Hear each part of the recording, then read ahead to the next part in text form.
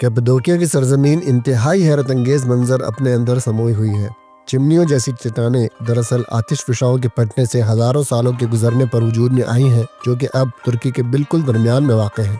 लाखों सालों के इस अमल से लावा सख्त होकर चट्टानों की शक्ल इख्तियार कर गया है, जिसे इग्निम्ब्राइट कहा जाता है।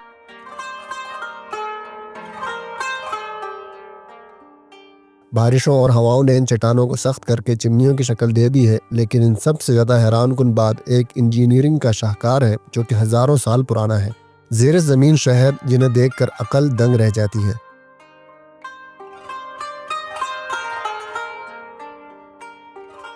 इन शहरों को 1960 में ही दोबारा दरियाफ्त किया गया है, लिहाजा इन शहरों से मुताल्लिक अभी भी बहुत से सवालों का जवाब ढूंढना बाकी है।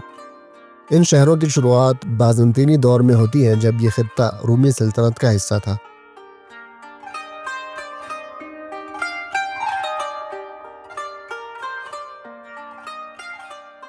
सातवीं और 8वीं सदी ईस्वी में यह खित्ता मुसलसल मुसलमानों के हमलों की जद में रहता था, जिसकी वजह से लोग ज़ेर ज़मीन कमरों में पनाह लेने पर मजबूर हो जाते थे। इब्तिदाई तहकीकात से ये लगा कि ये कमरे यूनानी ईसाइयों ने बनाए थे, क्योंकि अक्सर कमरों में चर्च जैसी तर्ज तामीर और तस्वीरें थीं, लेकिन मज़ीद तहकीकात से पता चला कि ये सिर्फ चंद कमरे नहीं बल्कि पूरा एक शहर है, जिसे इंतहाई माहिर मेमारों और इंजीनियरों की ज़ेर निगरानी बनाया गया था।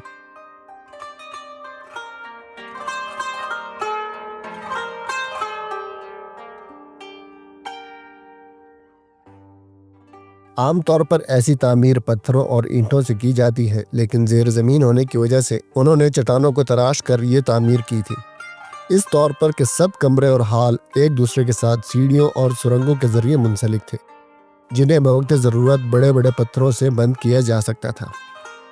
इन्होंने इतनी गहरी खुदाई की थी कि ज़ेर ज़मीन पानी तक पहुँच गए थे, जिससे इन्हें लंबे अरसे तक महसूर होने के बावजूद पानी का कोई मसला नहीं होता था। इसके अलावा आसमान की तरफ इन्होंने लंबे लंबे सुराख किए हुए थे, जिससे इन्हें हर वक्त ताज़ा हवा दस्तयाब रहती थी।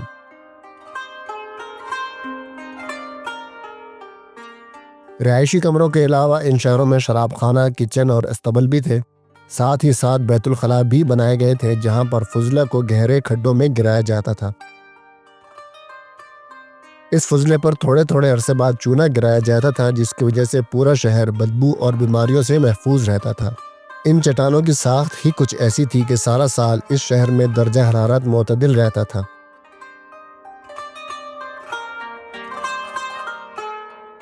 जिसकी वजह से यहाँ लंबे अरसे का क़याम मुमकिन हो पाता था।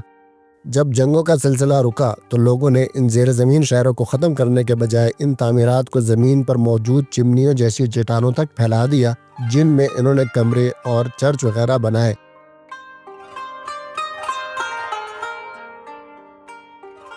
आज भी इन चट्टानों में आपको ईसाई चर्चों की तस्वीरें बनी हुई नज़र आ जाएंगी।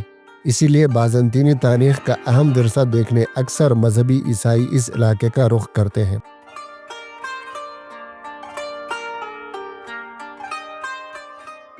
यह इलाका बिलाखिर 11वीं सदी ईस्वी में सल्जूक और उस्मानियों के हाथों फतह हुआ, तो यहाँ की ईसाई आबादी इस इलाके को छोड़ने पर मजबूर हो गई। इसके बाद मुसलमानों ने इस ज़ेर ज़मीन शहरों में रहना शुरू कर दिया और यहाँ पर आबादी के आसार 20वीं सदी की इब्तिदा तक के मिलते हैं। ताहम पिछली कुछ दिहाइयों में इन ज़ेर ज़मीन शहरों को आलमी सकाफती विरसे के तौर पर तस्लीम कर लिया गया है, जिसके बाद से तुर्क हुकूमतों ने इन शहरों की खूब देखभाल की है और यहाँ पर सियाहत को भी खूब तरक्की मिली है। इन शहरों की खुदाई और तहकीक का सिलसिला ताहाल जारी है।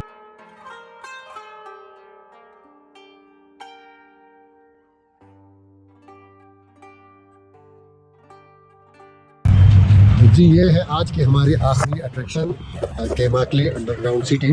आप यूट्यूब पे भी या नेट पे भी इसको सर्च करेंगे तो आपको मिल जाएगा। 3000 साल पुराना तारीखी शहर है ये, और यहाँ अभी इसके एंट्रेंस के करीब हूँ मैं। एंट्रेंस जाके वहाँ से आपको अंदर इसकी हिस्ट्री सारी मैं थोड़ी थोड़ी करके बताता हूँ।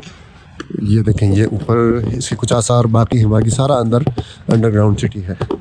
बहुत ज़बरदस्त अट्रैक्शन है, लेकिन अगर किसी को सांस का मसला हो, दम घुटने का, या ऐसी तंग जगहों से उसको घबराहट होती हो, तो वो फिर उसके लिए रिकमेंडेड नहीं है, वो यहाँ पर ना ही आए। اور باقی اگر کسی کو ان چیزوں کا مسئلہ نہیں ہو تو وہ ضرور یہاں پر آئے. کپڈوکیا میں اکثر لوگ یہاں نہیں آتے, بس وہاں ہاٹ ایئر بلون اور تصویریں کھنچوا کے واپس آ جاتے ہیں. لیکن یہ جگہ میرے خیال میں کپڈوکیا سے بھی زیادہ دیکھنے لائق ہے. تو اس کی بھی میں انٹرنس کی طرف جا رہا ہوں اور آپ کو وہاں سے اس کی ہسٹری میں دکھانا شروع کر دوں گا. جی یہ ہے کیماکلی انڈر گراؤنڈ سٹی اور ورلڈ ہیریٹیج سائٹ میں ڈکلیئر ہے. 3000 سال پرانا یہ شہر ہے. اس کی میں مختصر سی تاریخ آپ کو بتاتا ہوں. یہ 700 یا حضرت عیسیٰ علیہ السلام سے پہلے یعنی 7th سینچری بی سی یا 8th سینچری بی سی میں یہ شہر بنایا گیا تھا. عیسائیوں نے بنایا تھا اور یہیں پر ان کے چرچز ابھی تک ہیں. کچھ کمروں میں چرچز ہیں, کچھ میں گودام ہیں, کچھ میں کمرے ہیں ان کے. اور یہ شہر بعد میں جب صلیبی جنگیں ہوئی مسلمانوں کی اور عیسائیوں کی, جو صلیبی جنگیں ہوئیں اس میں یہ بطور ایک چھاونی کے اور ایک محفوظ مطلب سمجھے فوجیوں کے محفوظ رہنے کی جگہ, اس کو بطور ایک محفوظ جگہ کے انہوں نے استعمال کیا. یہاں پر فوجی ان کے رہتے تھے, یہاں سے نکل کے حملے کرتے تھے وہ. تو بعد میں پھر جب مسلمانوں نے قبضہ کر لیا اس کے اوپر عثمانیوں نے, تو انہوں نے بھی اس کو ایز اے سیکرٹ سمجھ لیں چھاونی کے طور پر استعمال کیا. سلجوقوں نے بھی, اور جو بھی یہاں پر آتا تو اس کو ایز اے سیکرٹ چھاونی یا خفیہ چھاونی آپ سمجھ لیں اس کے طور پر اس کو استعمال کرتا رہا. اور ابھی لیٹ 18 سینچری تک اس کو عثمانی افواج اس کو استعمال کرتے رہی اپنی خفیہ چھاونی کے طور پر. جنگ کے زمانے میں, جنگ کے علاوہ میں پھر یہاں پر ڈپو بناتے تھے, یہاں پر اپنا اسلحہ وغیرہ بارود وغیرہ جمع کرتے تھے, اس کو محفوظ رکھتے تھے. لیکن جب جنگ ہوتی تھی تو فوجیں بھی یہاں پر آ کر رہتی تھیں اور اپنا خوراک اور اپنے بارود وغیرہ, اور فوجی بھی یہاں پر ان کمروں میں رہا کرتے تھے. تو یہ اس کی مختصر سی تاریخ ہے.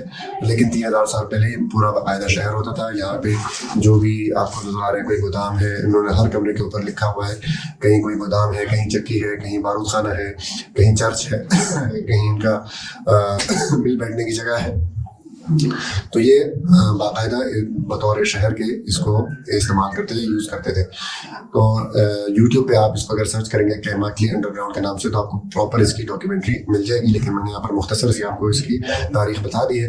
اور یہاں پر آپ ویڈیوز میں دیکھ رہے ہوں گے کہیں پر بیٹھ کے چلنا پڑ رہا ہے, کہیں پر ٹرین کے چلنا پڑ رہا ہے. تو بہت تنگ سنگ اس کے اندر راستے بھی ہیں, اور کہیں پر اس طرح کھلا بھی جس طرح میں بیٹھا ہوں. تو یہ دیکھنے سے ضرور تعلق رکھنا ہے. کپڈوکیا آپ آئے یہاں پر لازماً اس کو ایکسپلور کریں, اور تقریباً آپ کا 1 گھنٹہ لگ جائے گا پورا اس کو ایکسپلور کرنے میں. تو اس کو لازماً ایکسپلور کریں. آپ کو کپڈوکیا سے ہو سکتا ہے یہ جگہ زیادہ انسپائر کریں. تو کیماکلی انڈر گراؤنڈ سے فی الحال اتنا ہی, آپ سے اجازت لیتا ہوں, اور اب ہم اپنا سفر آگے جاری رکھتے ہیں سینڈی ورفا کی طرف. یہ آج کی ہماری آخری اٹریکشن تھی. کپڈوکیا سے ہم اپنے جتنی بھی اٹریکشن تھی میجر وہ کور کر چکے ہیں, اور اب ملتے ہیں آپ سے سینڈی ورفا جاتے ہوئے. جی سینڈی ورفا سے ہم تقریباً 160 کلومیٹر پیچھے ہیں. ایک اور بہت سخت لگی ہے. ابھی دیکھتے ہیں ادھر کھانے میں کیا کیا ہے.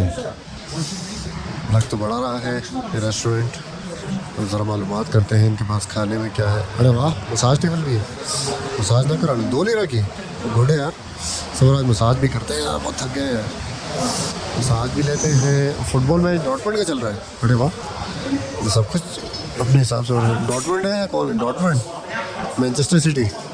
لائیو تو نہیں ہے میرے خیال سے, ہائی لائٹس ہے. اتنی دور سے میں نے اپنے کلب کو پہچان لیا ڈاٹمنڈ کو. بڑے تکے مکے ہیں بھائی یہاں. تو یہ کیا چیز ہے؟ یہ میٹھا ہے, یہ ناشتہ ہے. ناشتہ ابھی سے رکھا ہے. کہاں تھی واڑے واہ, ابھی سے ناشتہ رکھا ہے میں نے. شہر میں ہم تو پٹ گئے ناشتہ ڈھونڈ کے. کپڈوکیا میں یہاں سے ابھی سے رکھا ہوا ہے. اور کیا اس کے پاس کھانے میں؟ ارے واہ, دال ہے, کیا ہے؟ سوپ ہے. سوپ چوربا ہے. ہاں طيب بعدين اخبرك بعدين. اچھا یہ ہمارے لیے لے آیا ہے. چلو گڈ ہے یار. چلو یہ میں آپ کو صرف ویڈیو بنا کے بتا رہا ہوں کہ ہمارے کھانے وانے کا کیا سسٹم ہوتا ہے. کبھی کسی سے عربی بول لی, ترکی بول لی, کبھی فارسی بول لی, کبھی انگلش بول لی, اس طرح کام چلا لیتے ہیں. ایک تو لائک اور شیئر ٹھوک دیجیے. مہاکال کا دبا کے لائک اور شیئر ٹھوک دیجیے. 5000 لوٹے دکھ جانا چاہیے. یہ 4000 کے لیے میں یہاں پہ نہیں کھڑا ہوں. پورا سال محنت کرتا ہوں آپ کے لیے بیٹا. ایسا نہیں چلے گا, ایسا نہیں چلے گا. لائک ٹھوکی دبا کے, لائک ٹھوکی.